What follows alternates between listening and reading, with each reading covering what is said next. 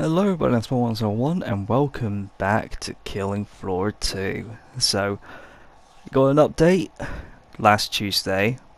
Well, probably this Tuesday before I recorded the whole thing, then I was uploaded the other Tuesday. But still, welcome to Dystopian Devastation update. Hope I pronounced that correctly.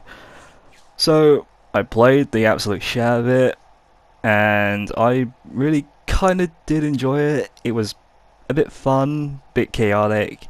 The challenges aren't that bad. They're okay, just normal, okay. Some new cosmetics, they're pretty decent, so you are gonna take a look at all the cosmetics are available in this update. And also the weapons, got one free weapon, which is obviously a copy and paste as usual, and a fucking paid weapon that you have to spend actual money in order to get this weapon. But this is probably my opinion on this update, whether it's going to be good or terrible or just somewhere a bit in between. So let's get started with the map. The map, I really liked it so much because it's a bit massive in the center part. There are some alleyways on 3 sides, I believe, and they really gives you a good long way advantage for marksmen's. It just really makes the classes a hell of a lot better, because we see a couple of maps that just aren't that good at long range combat. It just really devastates the sharpshooter class and probably a few other classes that may have good long range weapons, and it just sucks just to see some of those maps just have that kind of issue. But this map, I think it suits a bit well, even though there's some like objects that will block off some long range. But if you get in a good spot, then obviously you would probably stand a better chance. So the map, I really liked it. It's a lot of fun. The environments, it looks so good, even though it could have been a bit more destructive, but at the same time it looks okay, because even though it is supposed to be like an apocalypse, so I was enough, I got to knock the point down on that, even though we're supposed to have more buildings on fire, buildings destroyed for like no apparent reason, and all that kind of shit. But still, the map, I loved it, because it's a lot better to like being on the outside of buildings instead of just like being inside buildings and just literally going through close quarters and not giving other classes that has long range and a bit of a middle range, because without those kinds of maps it would suck. But this map, it really does a solid favor. So yeah, I love this map. It's very good. So let's move on to the weapons. So we are going to start off with the free weapon, and it's the HRG 𝑵.𝑺.�զ. And this is a free weapon, and once again, copy and paste. This is a copy and paste version of the harpoon gun, and this version, I kind of actually do like it. Even though it's not that powerful, it's not that strong, but it's hell of a fun to actually use. Because if you hear its sound effects when it fires, it literally sounds so dope. And it also has a primary function. You shoot a blue laser beam when you first shot, then second laser beam you get like a red that doesn't do that much damage, but compared to the blue one, it does a hell of a lot of damage. It's absolutely insane, and I really liked it. But people did say these weapons will have been nerfed ever since the beta stage, and it really is a disappointment, because these weapons, they need to be buffed. They need to be improved with their damage. But yeah, I want you guys to hear these sound effects from this gun, because this is absolutely menacing. Hostiles inbound! Get it off me! But yeah, that sounded so goddamn awesome. It sounds like an alien gun. It just really sounds amazing. But yeah, if you want to keep using the blue instead of just using red, all you have to do is just keep pressing the right bumper, and then that's it. Just keep on doing that shit. It gets a bit annoying, but what can you do? There really should be like an option that you could just like only use a blue instead of just keep using the red when you just shoot once. It will just make a bit of sense that way. So hopefully for Killing Floor 3 when that game comes out, we also tried to make weapon customizations, just like in other games that have good customizations for their weapons. But yeah, let's move on to the next weapon. Okay, so next one is the paid weapon, and it's the Gravity Imploder. And I'm rocking with its skin that is called Area 51, which is kind of a bit funny. But the skin, it kind of looks pretty cool. The weapon looks a bit weird. So it shoots black holes that just sucks the Zeds in and blows them out with the primary and secondary function. So my opinion on this weapon, it's not worth the money. Because there is one good reason about it, and it's because of its damage. Even though you could play like on normal or hard, it just makes it so easy. But if you're playing on a harder difficulties, it really ain't that reliable to help you in any situation. Because it just doesn't do that much damage, and it obviously just like having the black hole just comes out for a short period of time, then just like vanishes immediately, when it could have been staying in the game for a little bit longer and then just push them all out.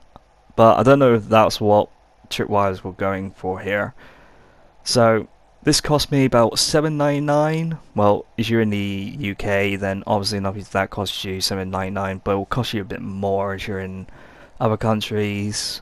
So my opinion on this weapon, it's honestly not worth to use and not worth to get, because it's just not going to help you in any other situation. So my advice is just don't buy this weapon, because the reason why I'm buying it is just to showcase you guys my opinion on it, whether it's going to be good or terrible. But it's up to you if you want to spend your money on it or not. But yeah, so this weapon's for demolition only, and the other weapon was from the other classes I can't really properly remember. But yeah, that's all for the new weapons. So if I have a favor between the original version or the HRG version of the harpoon weapon, I would probably give it about 70 or 60% of the harpoon launcher, because the harpoon launcher, it could do a hell of a lot more damage than the copy one, because the copy one, it is nerfed. It just really ain't that great. It could have been improved a little bit more. So yeah, that's all for the weapons. So let's move on to the challenge board. Okay, so the challenge board, and it's really kind of a bit simple. So you have to get 15 kills with the boss in any mode or any map.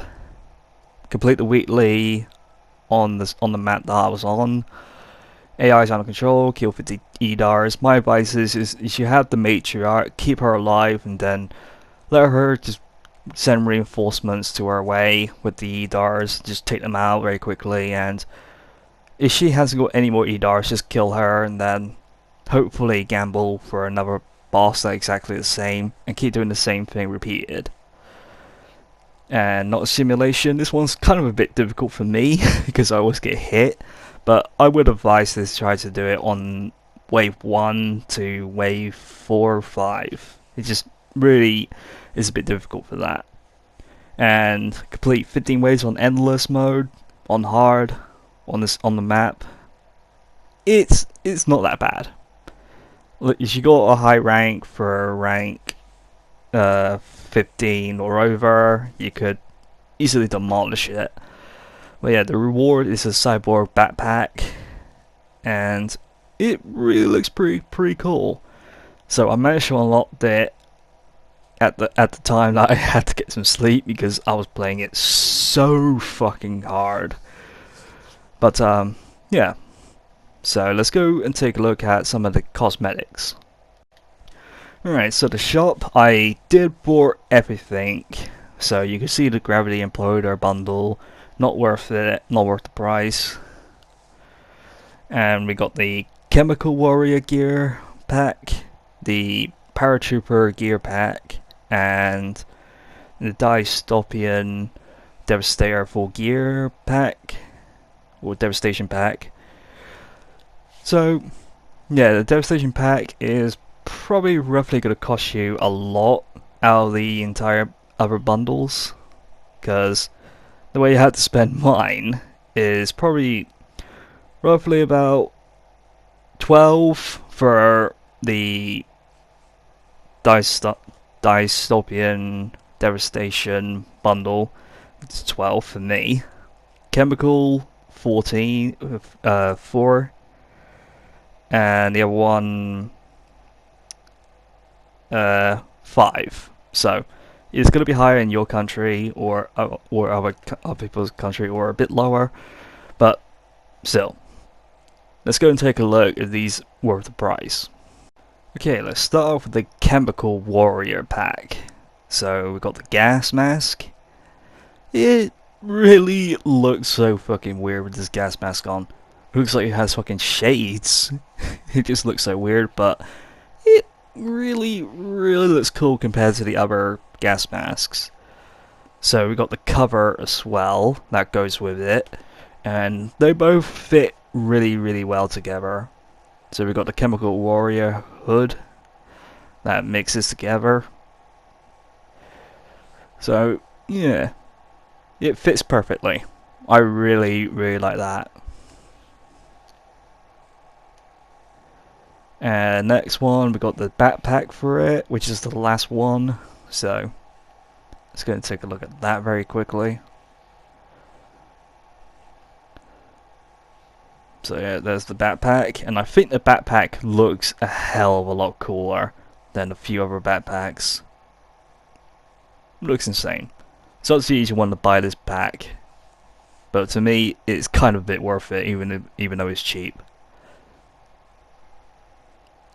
Alright, let's move on to the Paratrooper pack. So we got the helmet, and you guys already know about this helmet because you've seen it multiple times in different games, so it's pretty cool as usual. So let's move on to the other piece.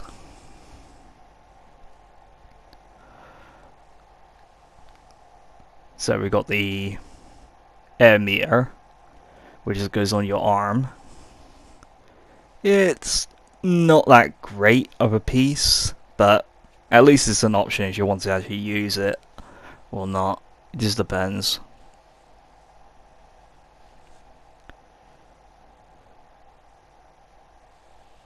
Next one is the backpack,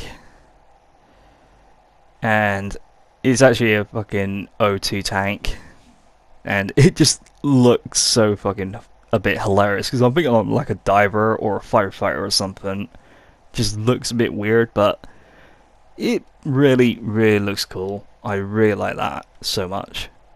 So we go on to the final piece, and it's the gas mask, and I probably think it's worth the price just a bit.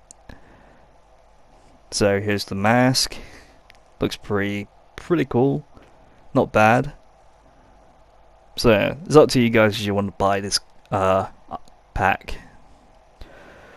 Alright, let's move on to the final one. The biggest price.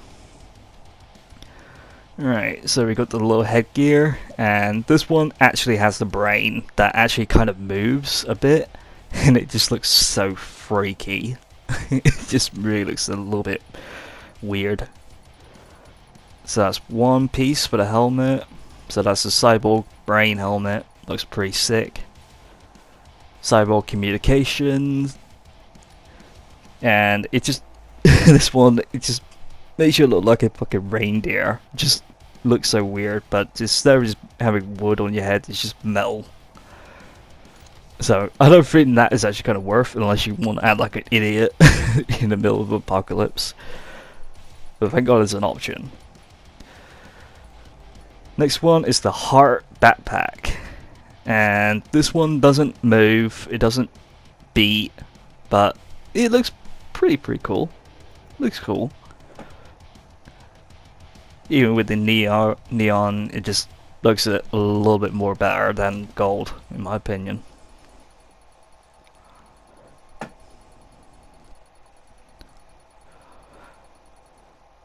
Next one is the Power Core backpack. Once again, I think this one's probably generic. I've already seen these kinds of things multiple times, but still, looks okay. It's not bad.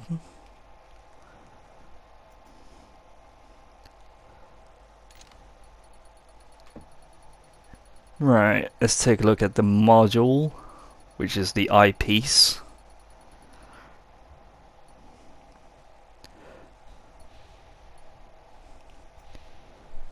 And this one, it's okay. It's kind of okay. It's not that great, but if you want to be more like a scientist kind of character model, it's up to you if you want to wear it.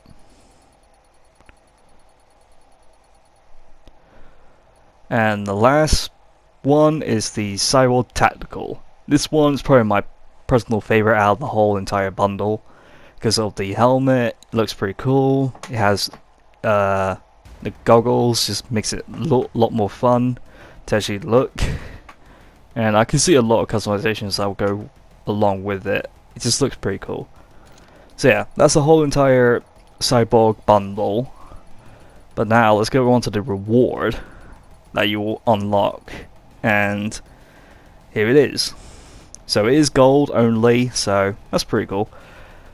But the sad thing is, it's not a proper jetpack. Even though you want to fly, then I really wish that could happen. So, but no, it's a good cosmetic. I really like that. So it is worth actually trying to get this item, even though the brain can move as well. So yeah, that's all of this DLC. But there is 2 weeklies that are available. But unfortunately, it didn't happen last Tuesday that I was playing, because it didn't happen because we already have a challenge on Monday. But probably this Tuesday, when this video is uploaded, I would probably make a video out of it. It just depends, or I'll just wait for a little bit longer because the challenges are randomly generated. So it's a gamble. We are going to get those new challenges or not, and I'm quite want to actually see what the rewards that it has available, because it's been so long since we have any new weekly challenges, because it's been a very long time for that, even though it's kind of a bit too late, because people are wondering, is this the final year for Killing Floor 2? And for me, if it is, I'm a bit upset the way that it just having its path took in the wrong direction, just having these problems that really shouldn't be part of Killing Floor 2. They should just leave it where it is and not make it a big issue. But still, I am gonna probably make a video about my opinion on Killing Floor 3, what needs to be in the game and what things that needs to be taken out, because obviously there's some things that are reality. They need to literally have to think before actually doing this kind of stuff. So yeah, I hope you guys enjoyed the video. Make sure you drop a like, subscribe to my channel, it really helps me out a lot, and I'll see you guys in the next video. To go on, bye bye.